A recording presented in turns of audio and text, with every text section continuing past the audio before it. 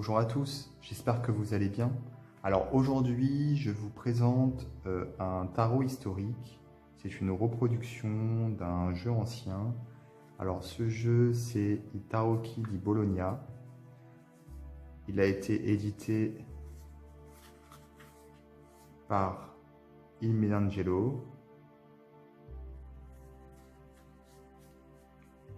À la base, c'est un jeu du XVIIIe siècle. Alors j'aime beaucoup les boîtes, je les trouve très classe en fait de cet éditeur. Donc ce jeu n'est plus disponible à la vente bien entendu, puisqu'il est sorti il y a déjà plusieurs années.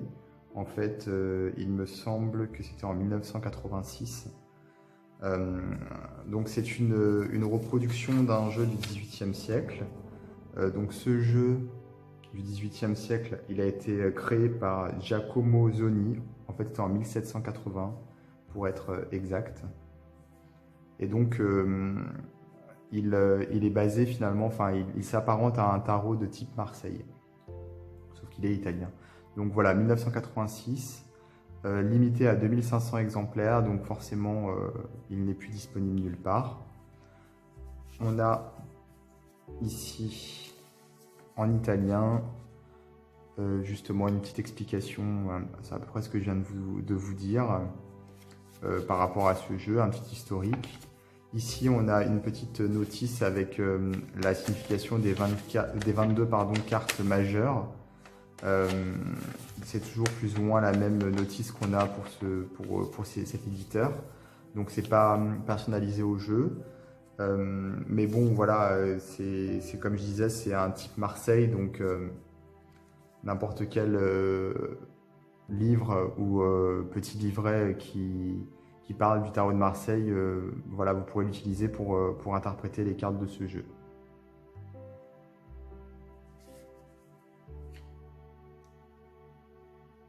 Alors comme c'est une reproduction, on a vraiment le côté ancien, authentique, avec les taches. Ils n'ont pas essayé de restaurer le jeu. Alors je pense qu'ils l'ont quand même restauré peut-être au niveau des couleurs, je sais pas, hein, je pense parce que je trouve qu'il est assez harmonieux, mais par contre pas forcément au niveau du reste. Donc c'est ça qui donne aussi son authenticité.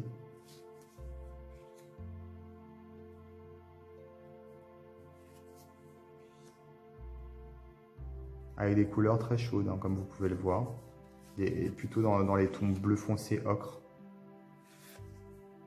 Donc c'est un jeu de collection, il est plus disponible, il est limité comme je disais à 2500 exemplaires.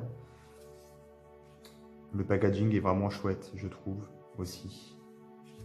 Après, si vous connaissez l'éditeur, voilà, vous devez donc savoir que le packaging de cet éditeur, les packagings sont souvent très bien, très sympas et très bien faits. Il me semble que les boîtes sont faites main. Et tout est fait en Italie, bien entendu. Les cartes également.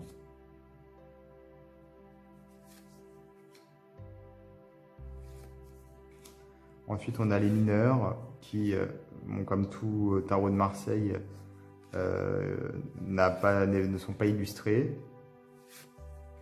Donc je vais les passer un petit peu plus rapidement, hein, puisqu'il y a moins d'intérêt finalement.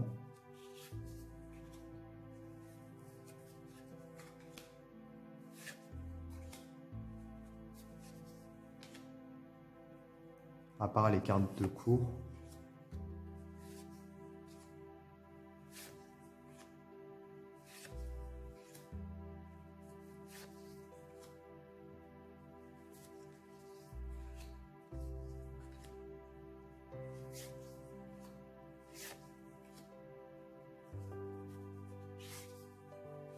Alors le carton est épais. On a l'impression un petit peu que c'est comme du papier canson, mais un peu plus épais, avec un grammage supérieur. Après c'est agréable au toucher puisque c'est brut, enfin c'est l'impression que ça donne, donc je pense qu'il y a quand même un vernis, sinon les cartes s'abîmeraient. Mais on a vraiment une sensation comme si c'était brut, comme si c'était du carton. Bah, je pense que c'est vraiment pour imiter le style des anciens jeux.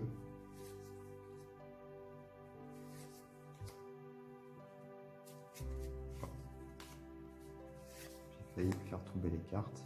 En fait, le fait qu'elles soient brutes, justement, ça fait qu'elles accrochent un petit peu.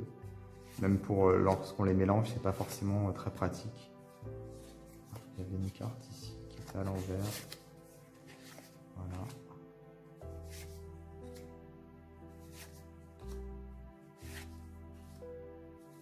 Encore une.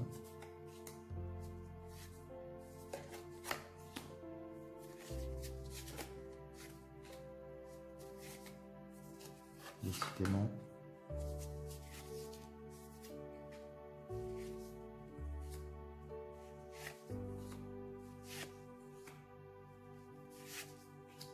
Alors le dos, je le trouve très sympa.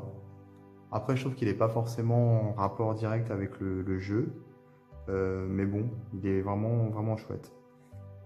Donc voilà pour ce jeu rare qui n'est plus édité. Voilà, c'est vraiment un jeu de collection pour surtout les amateurs de jeux historiques. Donc il me semble qu'il est peut-être disponible encore avec d'autres éditeurs, mais honnêtement, je suis même pas certain. Peut-être qu'il y a eu d'autres éditions depuis. En tout cas, cette édition-là, elle est vraiment rare et difficile à trouver. Alors n'hésitez pas à vous abonner à ma chaîne YouTube pour être prévenu des prochaines vidéos que je posterai. Et je vous dis à très bientôt.